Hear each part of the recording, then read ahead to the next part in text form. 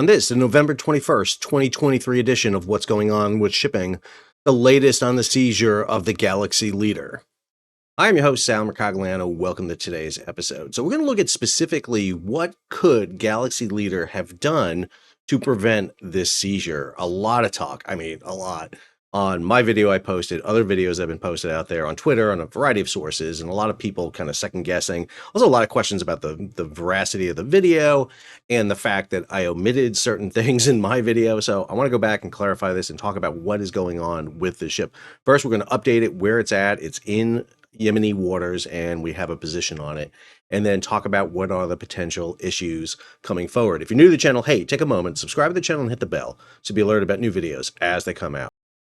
So a lot of the information I'm getting comes from Tanker Trackers, an outstanding source. If you don't follow them, they work commercially for firms tracking tankers, largely for checking on illegal oil shipments and ensuring that consumers or shippers are getting the right fuel. But in this case, they have a great ability to track using open source intelligence, including commercial satellites. And they've been able to identify the vessel. This is Galaxy Leader right here off the Hodeidah anchorage in Yemen. So this is where the satellite was done. A follow-up image shows you the vessel there anchored between two other vessels. And if we go to marine traffic, this will kind of show you a little bit more context here. Here is the port of Hodeidah. You can see it kind of flashing here. And as we zoom into the port, number one, you'll see a large anchorage, quite a few ships that are in and out of that anchorage. And if we hit the ship names right here, you'll see two vessels right here, Future ID, Phosphorus NH, and then one that's clicking on their SAT AIS. That potentially could be Galaxy Leader sitting right there, but a large anchorage coming in here. A lot of these ships are a variety of different ships. If you click on here, on Phosphorus, for example, what you're seeing here is a general cargo ship. Same thing over here with the Future ID, a bulk carrier. So commercial cargo is coming in and out of the Yemeni ports. And so the ship is obviously within the coastal waters of Yemen, well within the 12 nautical mile limit. Now, there's a question about how long can Yemen hold this ship? Well, there are two ships that Iran seized back in April and May that are still sitting off Bandar Abbas right now. So the concept that these ships could be held for a long period of time, the crew of the ship may be in for a long stay. The U.S. Maritime Administration issued an alert for the area very quick. I'm very surprised, but this alert came out real quick about the Bahamian-flagged MV Galaxy Leader being hijacked approximately 50 miles west of Hodeidah in the Red Sea. Subsequent warnings under recent incidents are listed. They're cautioning vessels to use extreme cautioning when transiting the area. U.S. commercial vessels operating the area should review U.S. maritime advisories for information. We have 3 marine advisories in this area, one up in the Persian Gulf, one up in the Black Sea, and now this one also in the Red Sea. But again, I don't think the issue here is going to be hijacking of American ships. The Yemenis, either the Yemen military or the Houthi, whoever's involved in this, specifically targeted a vessel that had connections back to Israel through its owner, Rami Ungar. Even though there's other owners of this ship and there's other people who have interest in this ship, because Rami Ungar is associated with the ship, this is why they target it. There's over 100 ships a day to come through the Bab el-Mandab. They just didn't, by luck, grab a vessel, and we're going to talk about that. The other issue to remember is there's a large military presence in and around this region. However, that military presence doesn't seem to be around the Bab el-Mandab, this very southern region here. We know there's forces up in the Gulf of Oman near the Persian/Arabian Gulf. There are forces up in the northern Red Sea, and there are forces up in the eastern Mediterranean. Ironically, there are 2 nations that have a naval base close by, and that is down here at the port of Djibouti. The United States Navy has a Navy base there, a position on the Horn of Africa. They've maintained this throughout the war on terror. So the U.S. has a base there. The other nation that has a base there is the People's Republic of China. The 45th Escort Group is based out of Djibouti doing maritime patrol watches. So you have U.S. and Chinese navies. I'm going to expect you to see other navies come in here. So let's talk about what can potentially happen here. Are we going to see the U.S. Navy do a, attack into the harbor akin to Stephen Decatur on board the Intrepid going into the port of Tripoli in 1805? Or are we going to see Israel stage an Entebbe-style attack to get the vessel out? And also, why was the ship so vulnerable to an attack? So first, this vessel is a 4,500 car equivalent unit, a CEU. This is how you measure car carriers, kind of like you use TEUs, 20-foot equivalent units for containers. You use car equivalent units. So 4,500 CEU ship, Bahamian flagged. It's owned by Ray Car Carriers. Again, we know that Rami Unger has a interest in this. This is the company that's out of the Isle of Man, which is a place where you see a lot of corporations done. Bahamian flag. We're not going to see the Royal Bahamian Navy show up anytime soon, or the Bahamian Defense Forces come in here. The ship is being operated by Japan's NYK line. And again, there's some controversy here about that because Stamco still lists this vessel in it. So I'm thinking that while NYK may be booking the ship and moving the cargo, that Stamco may be doing part of the operations. That makes sense when you look at the crew composition, 25 crew. That seems to be confirmed now. Romanian, Bulgarian, Ukrainian officers, and Mexican, Filipino unlicensed. So let's talk a little bit about the seizure. We're going to play the video here in the background. I know a lot of people have questions about this video. I am not a video expert by any means, but let's talk about this, the landing on board the ship.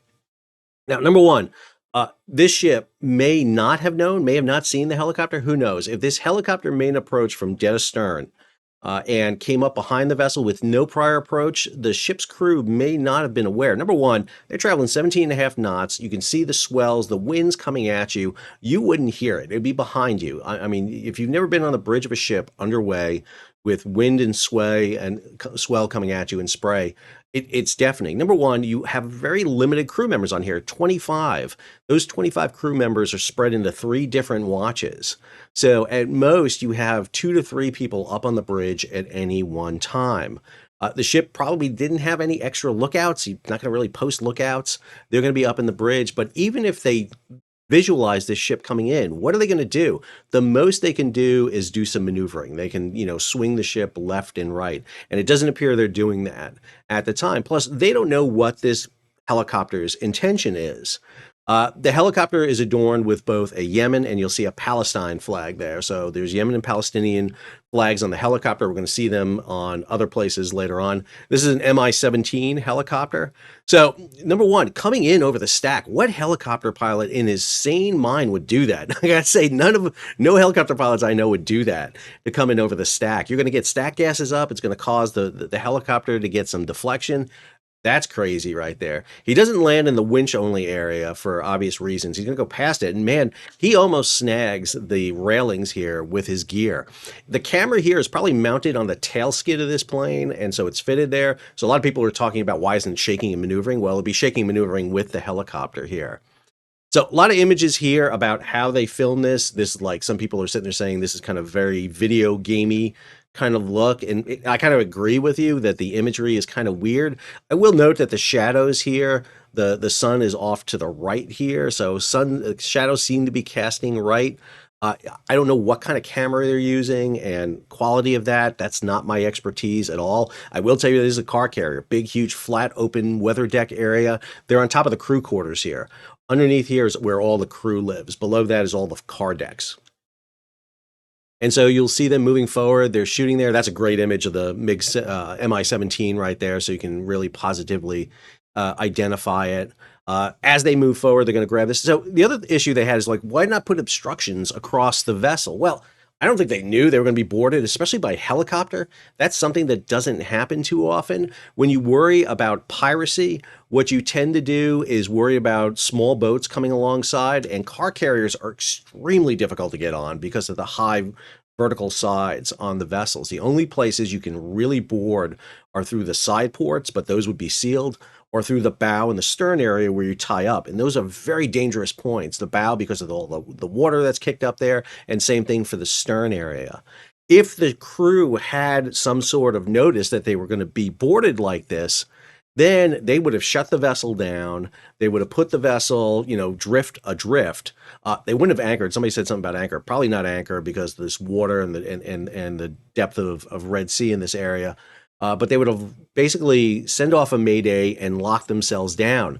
Some people are asking, well, why didn't they have an armed security detachment on board? Well, armed security detachments were all the rave during the period of piracy off the coast of Somalia. But then again, you're dealing with small boats with, Somalis with AK-47s and rockets, not with Mi-17s dropping teams on board.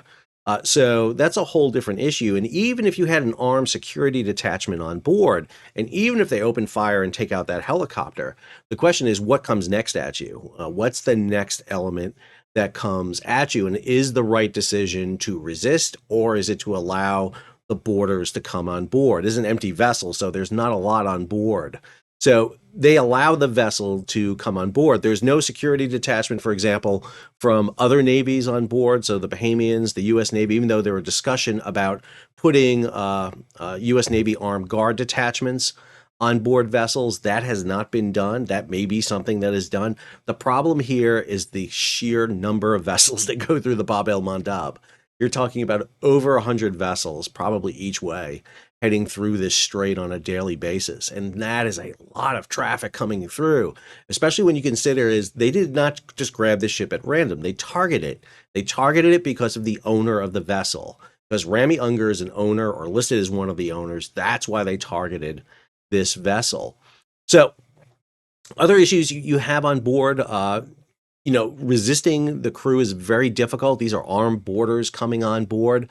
They obviously don't have a maritime crew on board, so I'm wondering if they brought their own people on board. A lot of discussion about what this guy was screaming about. I mentioned that I heard an Allah Akbar, but there's a lot more to this where he's talking about death to Israel, death to a whole batch of people, long live Palestine and Hamas and a whole batch of other things that's being said here. I am not fluent in Arabic, so I apologize. I'm sure there's other people who've done good definitions of this.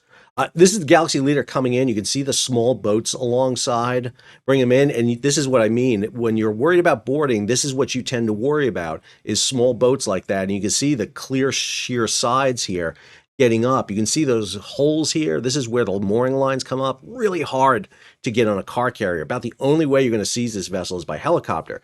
This is what the Iranians have done in the Persian Gulf on tankers and on car carriers. And this has to be when they're coming into the port. You'll notice again the starboard anchor is down and the ship is kicking up some mud. And you also see some buoys here in the distance coming in. So this is obviously coming into the channel. But again, not a lot that the ship's crew can do to resist this. 25 people on board, no weapons of any kind. Some people say we should arm the vessels, the crew should be armed. The problem with that is then these ships have to go into ports, and a lot of nations do not allow commercial ships to come in with weapons. Some do if you lock them up and have a gun safe and you have permission beforehand. Others don't.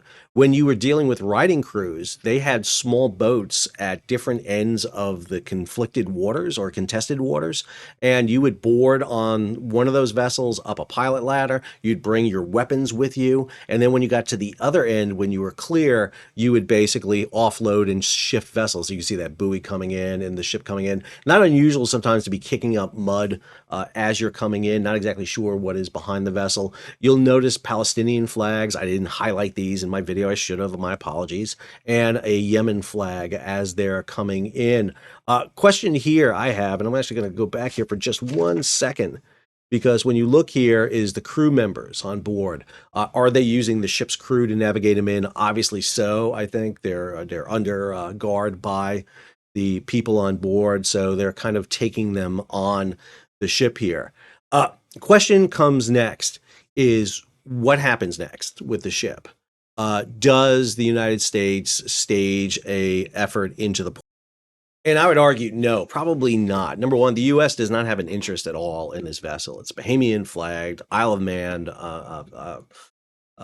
contract through it, operated, for NYK by a Greek company. It's got English insurance. It was sailing from Turkey to India. It's got an international crew, so probably not. Remember, during the height of piracy off the coast of Somalia, the U.S. didn't intervene except for ships hijacked with Tom Hanks on board. That's it.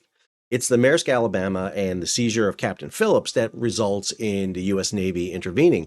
There were dozens of other ships with hundreds of mariners who were sitting off Somalia who would have loved to have been Tom Hanks to get the U.S. Navy to come save him, but they didn't. So very unlikely you see a U.S. Navy style attack in this. Do the Israelis execute a Entebbe style raid, fly down here, seize the vessel, and sail it out? Well, there's no Israelis at risk. There's no Israelis on the boat. And the Israeli Prime Minister, Benjamin Netanyahu, and the Israeli Defense Force have gone out of their way to sit there and say, no, they're not going to do it. Is Japan, because of NYK, going to do it? Probably not, for a variety of reasons, not the least of which is they haven't executed a military operation overseas since World War II. Even though their constitution has been amended, changed that, I think if anything is they're going to pay these guys off. Money tends to be the way to make things happen. That's what happened with piracy off the coast. That's what happens here. Now, I will note a big difference here.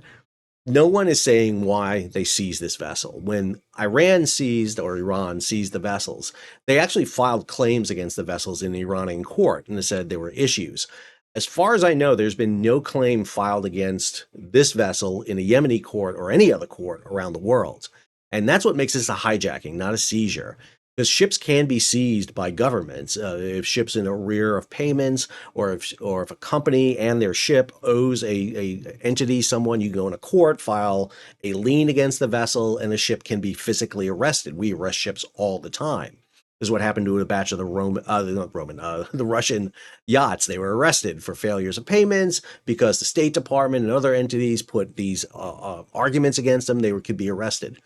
That's not happened here. At least it hasn't been filed yet.